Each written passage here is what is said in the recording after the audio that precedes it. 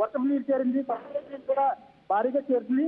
క్షణం దాదాపు క్షణం కూడా వాతావరణం మారిపోతుంది. వర్షం పక్క భారీ వర్షం, ఒక పక్క అలాగే దీంతో చుట్టుపక్కల గ్రామాల వరకు కూడా భయాందోళన చెందుతున్న పరిస్థితి కూడా నెలకొంది. ఎవ్వరు కూడా ఇంట్లో నుంచి బయటికి రావట్లేదు. ప్రజలు అంటే ప్రభుత్వం చెప్పిన విధంగానే ఎవరు కూడా బయటికి రావట్లేదు, అత్యవసరం అయితే తప్ప. అయితే ప్రస్తుతానికైతే పరిస్థితి అయితే దారుణం ఉందని చెప్పచ్చు. భీకరమైన అలలతో పాటు గాలులు తీయడం, ఇటు విద్యుత్ కు అంతరాయం కలుగుతుందని చెప్పాలి. ఎక్కడికక్కడ విద్యుత్ శాఖ కూడా అప్రమత్తమైంది. ప్రస్తుతం ఈ అలల ఉధృతితో ఈ చుట్టుపక్కల ప్రాంతాల వాసుల్లో భయాందోళన నెలకొంది. ఇప్పుడే ఎలా ఉంటే తుఫాన్ తీరం దాటే సమయంలో పరిస్థితి ఏ విధంగా ఉంటుందని భయాందోళన చెందుతున్నారు. ఆకాశం సముద్రం ఒక్కటైపోయిందా అంటూ కూడా ఈ ప్రాంతం అంతా ఉంది. ప్రతిరోజు కూడా వేలాది సంఖ్యలో బీచ్ కి అంటే సముద్ర తీరబంధానికి సాగర సంగమని చూడడానికి వస్తూ ఉంటారు. అయితే ప్రస్తుత తుఫాన్ ప్రభావం దృష్ట్యా ఇక్కడ ఎవరిని రాకపోకలు నిలిపివేశారు కాబట్టి మొత్తం ఇదంతా కూడా నిర్మానుష్యంగా మారుతుంది. చాలా భీకరమైన పరిస్థితి అయితే నెలకొంది. ఇప్పుడే ఇలా ఉంటే ఈ రోజు రాత్రికి లేదా రేపు తెల్లవారుజాముకి తుఫాన్ తీరం దాటే సమయంలో పరిస్థితి ఏ విధంగా ఉంటుంది, మనం ఇక్కడ నిల్చున్న ప్రాంతం ఏ విధంగా ఉంటుంది, అసలు ఇంకా ముందు గ్రామంలో అలలు ఏం చేస్తుందనే ఒక భయం కూడా నెలకొంది. ఏదేమన్నప్పుడు కూడా ప్రాణ నష్టం, ఆస్తి నష్టం కలగకుండా అధికారులు అప్రమత్తమవుతున్నారు. ఏర్పాటు చేశారు. లోతట్టు ప్రాంతాల కొంత ప్రాంతాల వాసులను అప్రమత్తం చేస్తున్నారు. అలలు అనేవి ఎత్తిపట్టి ముందుకు వస్తున్న పరిస్థితి మనం లైవ్ ద్వారా చూస్తున్నాం. ఒక్కటే చెప్తున్నాం, ఆర్టీవీ ద్వారా కూడా ప్రజలు ఎవరు బయటికి రావద్దు, తుఫాన్ తీరం దాటిన తర్వాత కూడా చాలా జాగ్రత్తలు పాటించాలని కూడా అందరం కోరుకుందాం. ప్రస్తుతం ఇది అంతర్వేద పరిస్థితి నందు.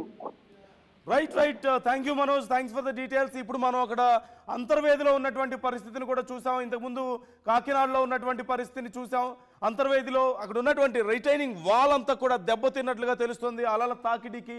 సో ఇప్పుడే ఇలా ఉందంటే ఇక మధ్యాహ్నానికి పరిస్థితి ఎలా ఉంటుంది, సాయంత్రానికి పూర్తిగా ఇక తీవ్ర రూపం దాల్చబోతున్నటువంటి తుఫాన్ ప్రభావం ఇంకెలా ఉంటుందనేది ఒక్కసారి అర్థం చేసుకోండి. పరిస్థితి తీరం దాటే సమయంలో ఎంత భయంకరంగా ఉండబోతుంది ఎఫెక్ట్ అనడానికి ఇది ఒక శాంపిల్ మాత్రమే.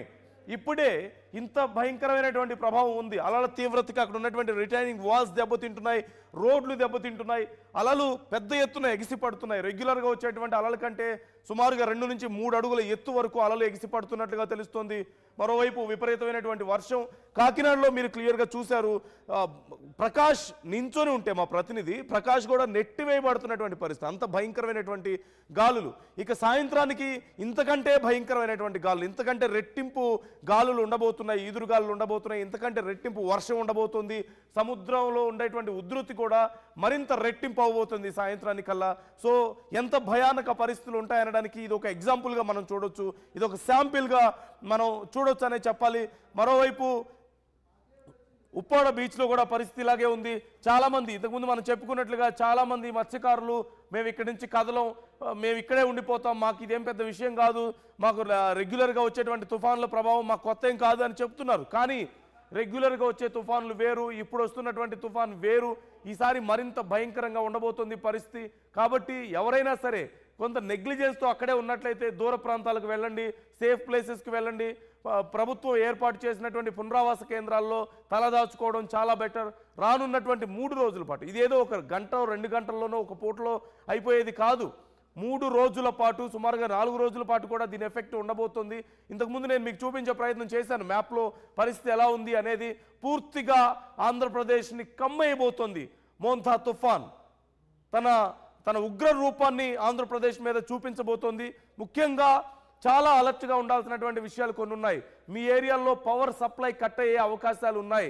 అంటే ఎలక్ట్రిక్ పోల్స్ పడిపోవడం వల్ల కానీ, చెట్లు ఎలక్ట్రిసిటీ వైర్స్ మీద పడడం వల్ల కానీ, వీటి విపరీతమైనటువంటి ఈదురుగాల వల్ల కానీ ఎలక్ట్రిసిటీ పోయేటువంటి అవకాశం ఉంటుంది.